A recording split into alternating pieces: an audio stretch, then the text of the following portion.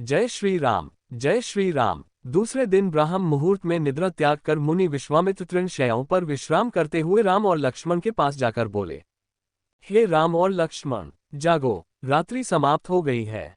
कुछ ही काल में प्राची में भगवान भुवन भास्कर उदित होने वाले हैं। जिस प्रकार वे अंधकार का नाश कर समस्त दिशाओं में प्रकाश फैलाते हैं, उसी प्रकार तुम्हें भी अपने पराक्रम से राक्षसों का विनाश करना है।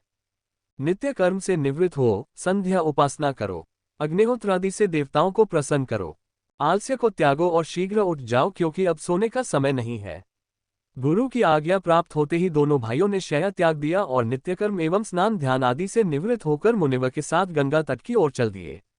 वे गंगा और सरयू के संगम, जहां पर ऋषि मुनियों तथा तपस्वियों के शांत व सुंदर आश्रम बने हुए थे, पर पहुंचे। एक अत्यधिक सुंदर आश्रम को देखकर रामचंद्र जी ने गुरु विश्वामित्र से पूछा, हे गुरुवर, ये परम रमणीक आश्रम किन महर्षि का निवास स्थान है? राम के प्रश्न के उत्तर में ऋषि विश्वामित्र ने बताया, हे राम, यह एक विशेष आश्रम है। पूर्व काल में कैलाशपति महादेव ने यहाँ घोर तपस्या की थी। संपूर्ण विश्व उनकी तपस्या को देखकर विचलित हो उठा था। उनकी तपस्या से देवराज इंद्र भयभीत हो गए और उन्होंने शंकर जी के तप को भंग करने का निश्चय किया। इस कार्य के लिए उन्होंने कामदेव को नियुक्त कर दिया। भगवान शिव पर कामदेव ने एक के बाद एक कई बाण छोड़े, जिससे उनकी तपस्या में बाधा पड़ी। क्रुद्ध होकर महादेव ने अपना तीसरा नेत्र खोल दिया। उस तीसरे नेत्र की तेजोमयी ज्वाला से जलकर कामदेव भस्म हो गए। देवता होने के कारण कामदेव की मृत्यु नहीं हुई, केवल शरीर ही नष्ट हुआ। इस प्रकार अंग नष्ट हो जाने के कारण उसका नाम अनंग हो गया और इस स्थान का नाम अंगदेश पड़ गया।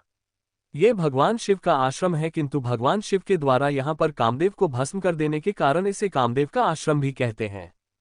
गुरु विश्वामित्र की आदेशानुसार सभी ने वहीं रात्रि विश्राम करने का निश्चय किया।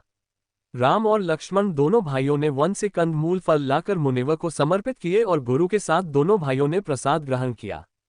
तत्पश्चात स्नान, संध्या, उपासना आदि से निवृत्त होकर राम और लक्ष्मण गुरु विश्वामित्र से अनेक प्रकार की कथाएं तथा धार्मिक प्रवचन सुनते रहे।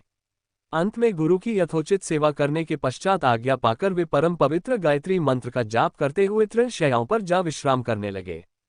जय श्री राम, जय श्री राम।